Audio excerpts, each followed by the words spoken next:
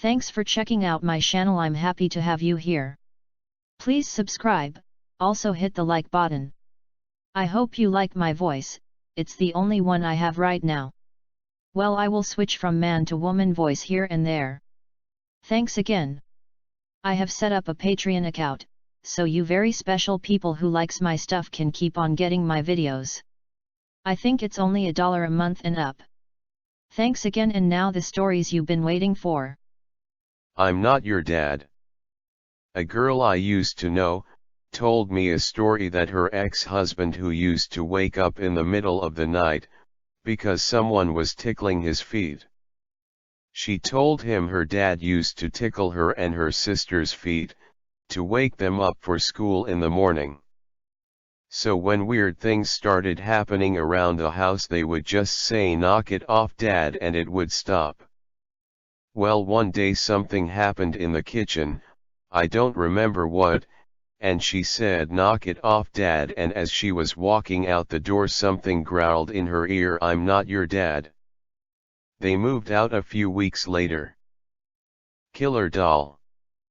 My pappy, grandfather, found a life-size doll hanging by a rope around its neck, in a tree/wooded area on the way home one day. He said it looked like somebody hung it up there and was using it for shooting practice or something. My mom was still a child, so the jokester he is, brought it home for her and my aunt. Well, they actually liked the thing and cleaned it up and played with it. My grandmother says till this day the scariest things started to happen around their house. One example, it was nighttime and her and my pappy were in bed sleeping. Well, she said she woke up to the blanket making her feel strangled. And it was almost like someone crawled into their bed and laid in between them. She sat up, startled, and that's when their bed started to shake and dressers shaking also. But nothing on the dressers moved or fell. It got to the point she was so freaked out and fed up with all the spooky things going on in their house, she made my pappy get rid of it. So he was good friends with the owner of a bar, who was more than happy to take it off his hands, as he thought it would be a good conversational piece. Exactly 1 week later, the man who the doll was given to died. Mind you, he had perfect health. Stop accepting airdropped photos. By Holly Riordan. Thought.is. Mom told me, back in the good old days, kids would get detention for slipping handwritten notes to each other during class. My older sister told me kids would get detention in her classes for texting. The kids my age have gotten in trouble for texting too, but they mostly get in trouble for airdropping. If you're not technologically savvy, airdropping is like sending a mass text, except you're sending a photo and you're sending it to people outside of your contact list. Whatever picture you choose gets sent to everyone within a certain radius. Everyone. Kids would airdrop memes in the middle of assemblies, making fun of our principal. Or they would airdrop a snapshot of an important test so everyone in the cafeteria could see the questions ahead of time. One day, a picture went around of the class bully. It was a black and white yearbook photo. Someone drew red X's through his eyes. They drew blood drops trickling down his cheek and chin. Nobody thought much of the picture at first. Unfortunately, airdropping was known for bullying. Angry exes would airdrop nude photos of the girls who dumped them. Jocks would airdrop pictures of penises in the locker room. Boys would airdrop photos taken from the second story, looking down girls' shirts. That's all to say, the picture of the bully with bloody red X's wasn't the worst we'd seen. Not by far. No one even really talked about it until 6th period. An announcement went out across the school speakers. The principal herself spoke into the screeching microphone. She cleared her throat every few sentences, stumbling through the news that Barry Mulani, our class bully, had passed away. There were gasps and shrieks and murmurs about the airdropped photo. A few kids who saved it to their phones showed the principal, just in case it mattered. Just in case there was some kind of murder and the photo was a clue leading to the killer. It wasn't a murder, though. Barry died from a car crash. He started the day with spiked orange juice and a joint, drove above the speed limit, and crashed himself into a tree. He was dead by the time the cops showed up. The school held an assembly in his honor. It didn't matter that it was supposed to be serious. Some kids airdropped SpongeBob and Kermit memes anyway. It didn't really bother anyone, not even the teachers. Barry was a known bully after all. No one cared about disrespecting his pseudo-funeral in the smelly auditorium. Aside from an RIP sticker plastered to his locker, school went on as usual. Everyone forgot about what happened. They stopped speculating about his death and the bizarre photos sent hours before we heard the news. They stopped caring. Until someone airdropped a new yearbook photo with X's on the eyes and blood trickling down the cheeks and chin. This time, the photo was of me.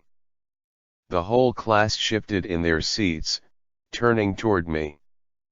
They waited for me to have some kind of stroke or heart attack, but I flexed my arms and told them I was going to live forever. They laughed and went back to their work. On the drive home, no one in 12th grade took the bus. I heard a rattling in my car. My brake light flashed. I tried to switch my foot from the gas pedal to the brake pedal, but it clicked against the floor without slowing my speed. The yearbook photo flashed in my mind. The red X's. The blood. Dying up against a tree just like the school bully. I managed to compose myself enough to use the emergency brake. I skidded to a stop in the middle of the highway, but the other cars swerved around me. I had stopped. I had made it out alive. The police assumed it was an accident with no one to blame until I showed them the airdropped photo from that morning along with the old airdropped photo of Barry. They reopened the case after talking to me. It turned out his death was a murder after all. While I was at home. English is my third language and I'm mobile. I didn't even notice them at first. It was 1 p.m. on a Monday. And I was just in my room putting on makeup before work. Then I went into the kitchen to do something and saw the front door was open. I thought it was one of my roommates, so I went to say hi and was greeted by this tall, skinny, and nasty-looking man. I didn't understand what was going on, so I just kept asking, "Who are you?" And he kept mumbling something I didn't understand. Then his friend came out from inside the apartment. He was short, fat, and smelled like an entire can of Axe body spray. I started screaming, "Who the fuck are you?" while walking closer to them until we were like 1 meter from each other. And they just put their hands up, mumbled and walked out the door down the stairs in a hurry. I walked after them still yelling at them for a bit, then I locked the front door and ran out on the balcony where I saw them drive off on a moped. The smell lingered for a long time after they left. I didn't believe what happened at first. I just walked into my room and put on my work clothes because I had to go to work, but then I started feeling the adrenaline and the rest is a blur of me running around the house and calling anyone that could help me. I remember how hard it was to make all the phone calls because I couldn't get the words out. I invited my friend/neighbor over and he calmed me down before the police came. Turns out they only managed to steal €200 from my roommate. She doesn't care about that, she's just glad I am safe. But they had been in my neighbor's apartment before ours and taken everything. So I think it's good I was home because I scared them away before they could take all our stuff, but on the other hand, Wok knows what they could have done to me. I'm a 20-year-old skinny female and they were two grown men like. I was only wearing a t-shirt and panties like. They could have done anything, OMG. It's been almost a month since it happened and I'm totally over it now. So creepy, smelly junkies, let's not meet again. Well, that's all I have for now. So did you like my video? I really hope so. I'm new at this, so please come back for more. I will try to get one video a week, then as I get better and better at making great videos I will make more per week. So subscribe and hit the like button. Don't let me down. Tell me what you think down in the comments. Thanks and goodbye.